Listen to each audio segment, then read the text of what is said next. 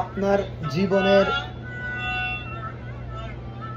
একটা সময় আসবে, সেই সময়টা আপনি ভাববেন যে 1 হাত জমির জন্য আমি যে আমার প্রতিবেশীর সাথে ঝগড়া করছি সেটা ছিল ভুল। রাত জেগে মিথ্যা স্বপ্ন নিয়ে যে মেয়ের সাথে আপনি চ্যাট করছেন সেটা ছিল ভুল।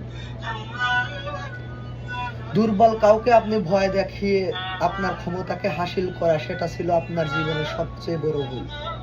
আপনি এমন একটা পর্যায়ে এসে যাবেন যখন আপনি ভাববেন যে মানুষের কাছ থেকে দোয়া পাওয়াটাই ছিল আপনার জীবনের সবচেয়ে মূল্যবান সম্পদ।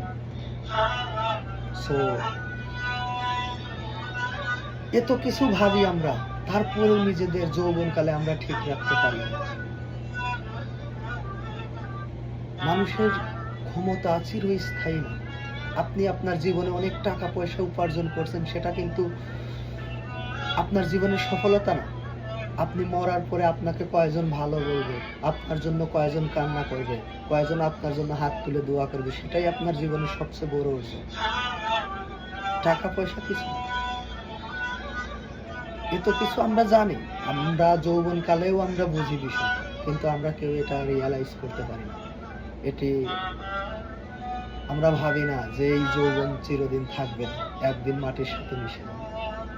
তারপরেও আমরা মানুষের সাথে কত খারাপ ব্যবহার করি, মানুষের মতো আচরণ করি, নিজের ক্ষমতাকে হাসিল করার জন্য কত কিছুই না করি। আল্লাহ আমাদের সবাইকে